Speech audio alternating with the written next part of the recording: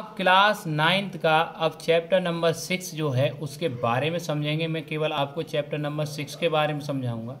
मैं आपको इस क्लास में केवल इतना समझाऊंगा जिसके द्वारा आप एक्सरसाइज नंबर 6.1 जो रेखा और कोण है, लाइंस एंड एंगल्स वाला जो चैप्टर है, आप उसको आसानी से कर पाएंगे। आपने क्लास में आज तक पढ़ा होगा, आपके समझ में भी नहीं आया होगा। आप कहते होंगे कि सर आप क्या समझा रहे हैं, समझ में ही नहीं आ रहा है, चैप्टर नंबर 6 हमारे दिमाग से ऊपर निकल के जा रहा है। तो आपके बिल्कुल समझ में आएगा बेटा, अब समझाया जाएगा। सुनिए, पहला पॉइंट है आपको रेखा। रेखा समझने से पहले आपको बिंदु समझना पड़ेगा। बिंदु का मीन्स होता है बेटा पॉइंट। पॉइंट क्या होता है आप सबसे पहले ये समझिए। पॉइंट होता है बिना त्रिज्या का वृत्त। बिना त्रिज्या का जो वृत्त होता है उसको हम क्या कहते हैं, बिंदु कहते हैं। बिंदु मतलब पॉइंट, जिसकी कोई रेडियस नहीं होती।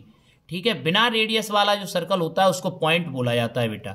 तो पॉइंट मैंने जैसे ये रख दिया, अब इसकी आप रेडियस बता पाएंगे? नहीं बता पाएंगे। अगर मैं यहाँ सर्कल बनाता हूँ तो सर्कल में ये सेंटर है, और सेंटर के यहाँ से लेकर जो सर्कल की सरकमफ्रेंस पे आप कहीं पर भी टच कराइए, ये रेडियस है। यहाँ टच कराएंगे, ये भी रेडियस है। आप यहाँ टच कराएंगे, ये रेडियस है। लेकिन आप इसमें रेडियस नहीं ढूंढ सकते। तो बिना त्रिज्या का जो वृत्त होता है उसको क्या कहते हैं बेटा, बिंदु कहते हैं। और कई सारे बिंदुओं को चिपका चिपका के या मिला मिला के आप जोड़ दीजिए, पॉइंट्स को ऐसे करके जोड़ देंगे तो क्या बन जाती है बेटा, रेखा बन जाती है। क्या बन जाती है? रेखा। तो रेखा है जो लाइन है, उसका मतलब क्या है, बिंदुओं का बिंदुपथ। बिंदुओं का बिंदुपथ जो होता है उसे क्या कहते हैं बेटा, रेखा कहते हैं। उसे रेखा कहते हैं। क्या कहते हैं बेटा, रेखा। मतलब कई सारे बिंदुओं को आप जब चिपका चिपका के या मिला मिला के लिख देते हैं, रख देते हैं, तो बिंदु बिंदु बिंदु बिंदु बिंदु ऐसे करके, तो क्या बन जाती है बेटा, लाइन बन जाती है। तो जो आपका वे ऑफ पॉइंट्स होते हैं ना, बिंदुओं को मिला मिला के लिख देंगे तो क्या बनती है, लाइंस। और लाइन में कोई भी एंड पॉइंट नहीं होता। लाइन को आप दोनों तरफ से चाहे कितना ही बढ़ा सकते। एंड पॉइंट का मतलब अंत बिंदु। ये कभी अंत नहीं होता है इसका। जैसे मैंने ऐसे करके रखा तो ये बिंदु रख दिया और ये बिंदु रख दिया, इसका अंत बिंदु है। ये दोनों एंड पॉइंट है। ना मैं इसको इधर बढ़ा सकता हूँ, ना मैं इसको इधर बढ़ा सकता हूँ। लेकिन ये एरो जो लगा हुआ है, ये तीर जो लगा हुआ है, ये बता रहा है मैं इसको इधर भी आगे बढ़ा सकता हूँ और इसको इधर भी आगे बढ़ा सकता हूँ। तो रेखा का कोई अंत बिंदु नहीं होता। रेखा को दोनों तरफ से चाहे कितना भी बढ़ाया जा सकता है। ये भी आप बोल सकते हैं। अगर आपसे पूछा जाए कि रेखा की परिभाषा क्या है, तो आप ये भी बोल सकते हैं कि रेखा का कोई अंत बिंदु नहीं होता। जो लाइन होती है उसका कोई भी एंड पॉइंट नहीं हो सकता। लाइन को हम चाहे कितना भी और चाहे किधर भी बढ़ा सकते हैं लाइन को। ये बात आपके समझ में आनी चाहिए बेटा। तो बिंदुओं का बिंदुपथ क्या कहलाता है, रेखा कहलाता है। अब रेखा के बाद आपको समझना पड़ेगा बेटा रेखाखंड। क्या समझना पड़ेगा, रेखाखंड। लाइन सेगमेंट क्या होता है।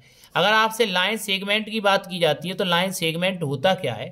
लाइन सेगमेंट क्या होता है, रेखा का अगर कोई भी भाग हम काट दें, मतलब रेखा का कोई पार्ट, लाइन का कोई एक ऐसा पार्ट्स जिसे लाइन से निकाला गया हो। तो ये मान लीजिए ये कोई लाइन थी ए बी, इसको हम दोनों तरफ बढ़ा सकते हैं। इसके दोनों तरफ एरो है बेटा, इसको दोनों तरफ से बढ़ाया जा सकता है। लेकिन मैंने यहाँ से यहाँ तक इसको काट के बाहर निकाल लिया। ये पॉइंट पी था और ये पॉइंट क्यू था। तो काटने के बाद मैंने यहाँ रखा पी और ये रख दिया क्यू। तो पी और क्यू दो पॉइंट रख दिए। तो इसमें दोनों तरफ एंड पॉइंट है।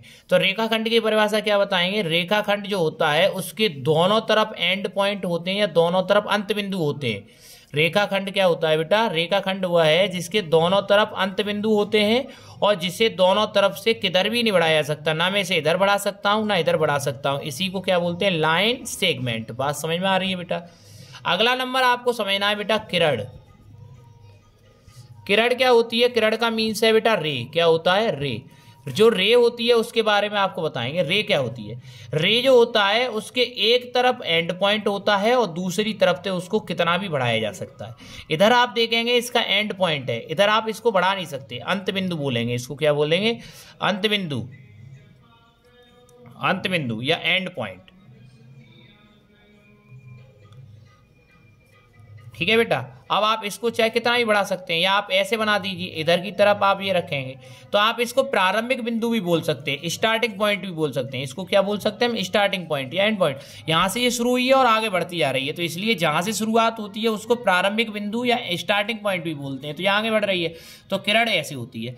अब किरण से ही संबंधित होता है बेटा कोण। कोण क्या होता है आप समझेंगे कि कोण का मतलब क्या है, कि कोण बनता कैसे। कोण मीन्स एंगल।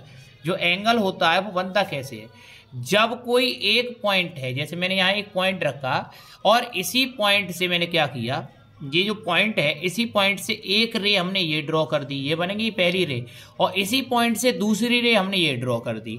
तो इस पॉइंट को हम क्या बोलेंगे? वर्टेक्स। क्या बोलेंगे? वर्टेक्स या शीर्ष। क्या बोलेंगे? वर्टेक्स या शीर्ष। इस पॉइंट को मैंने ओ नाम दे दिया। क्या नाम दे दिया? ओ। तो ये वी फॉर वर्टेक्स है। वी फॉर क्या है बेटा? वर्टेक्स। हिंदी में बोलते हैं शीर्ष। जिस पॉइंट को क्या नाम दे दिया? ओ। तो ये कॉमन पॉइंट हो गया। कौन सी ले? इस रे के लिए भी और इस रे के लिए भी। इसको ए बोल दिया, इसको बी बोल दिया।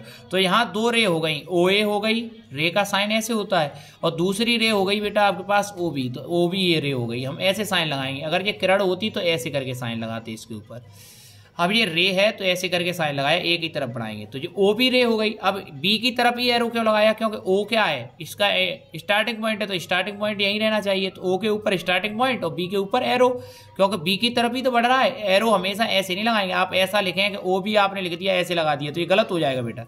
इधर की तरफ एरो नहीं आएगा, बी की तरफ एरो आएगा, क्योंकि बी की तरफ बढ़ रहे हैं और ओ से स्टार्टिंग पॉइंट कर रहे हैं।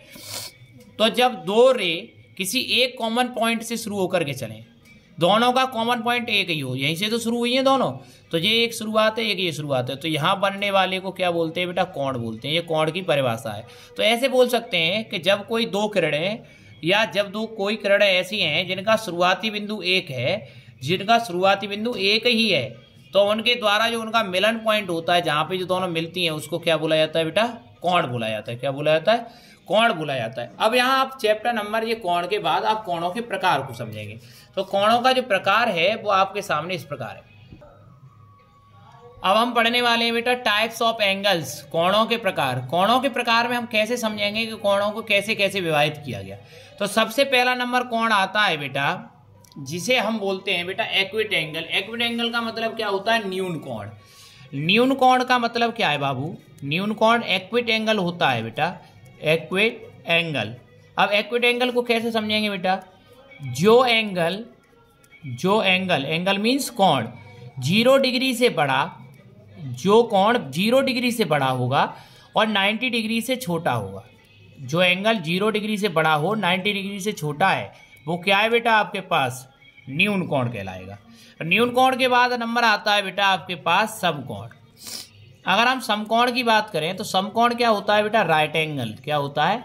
Right angle. Right angle, right angle क्या होता है? फिक्स 90 डिग्री का होता है। कितना होता है? Fix 90 degree. अगर आपसे कोई पूछता है कि राइट एंगल क्या है या समकोण क्या होता है, अगर आपसे कोई पूछता है कि समकोण क्या है, तो समकोण को आप कैसे बताएंगे? समकोण जो होता है वो फिक्स 90 डिग्री का एंगल होता है, उसे समकोण बोलते हैं।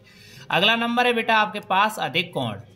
अधिक कोण का मतलब क्या होता है? ऑब्ट्यूस एंगल जो होता है, अधिक कोण, ऑब्ट्यूस एंगल। तो अधिक कोण को आप कैसे बताएंगे? 90 डिग्री से जो बड़ा हो, 90 डिग्री से बड़ा हो और 90 डिग्री से बड़ा और 180 डिग्री से कैसा हो? छोटा हो, उसे हम क्या बोलेंगे बेटा? ऑब्ट्यूस एंगल या अधिक कोण बोलेंगे। 90 डिग्री से बड़ा और 180 डिग्री से छोटा है, उसको क्या बोलेंगे हम बेटा? अधिक कोण या ऑब्ट्यूस एंगल। जैसे हमने बोला 90 से बड़ा क्या हो गया? 91 हो गया, 92 हो गया, 93 हो गया, 94 हो गया, 95 हो गया। 180 से छोटा क्या है? 170, 172, 171, 160, 165, 140। इन सभी कोणों को क्या बोलेंगे? अधिक कोण। अगला नंबर है बेटा रिज कोण। क्या होता है? रिज कोण। रिज कोण का मतलब होता है straight angle. Straight angle. Ridge कोण क्या होता है बेटा? जैसे कोई आपने एक लाइन बनाई और लाइन के एक तरफ का जो कोण होगा, लाइन के एक तरफ का, जैसे ऊपरी तरफ का हम देख रहे हैं, ये कितना बनेगा? हमेशा 180। अगर हम नीचे की दूसरी तरफ का देखेंगे वो भी 180 होगा। तो रिज कोण क्या होता है? लाइन के एक तरफ बने हुए कोणों का योग जो भी होगा बेटा वो रिज कोण में आएगा, 180 डिग्री का होता है। तो रिज कोण जो होता है या स्ट्रेट एंगल जो होता है वो फिक्स 180 होता है, आप याद रखेंगे। अगर आपसे कोई पूछता है कि स्ट्रेट एंगल क्या है तो 180 डिग्री होता है। अगला नंबर क्या है बेटा? प्रतिवर्ती कोण, रिफ्लेक्सिव एंगल। प्रतिवर्ती कोण क्या होता है? Reflexive angle. रिफ्लेक्सिव एंगल क्या होता है बेटा? रिफ्लेक्सिव एंगल जो होता है वो 180 डिग्री से बड़ा।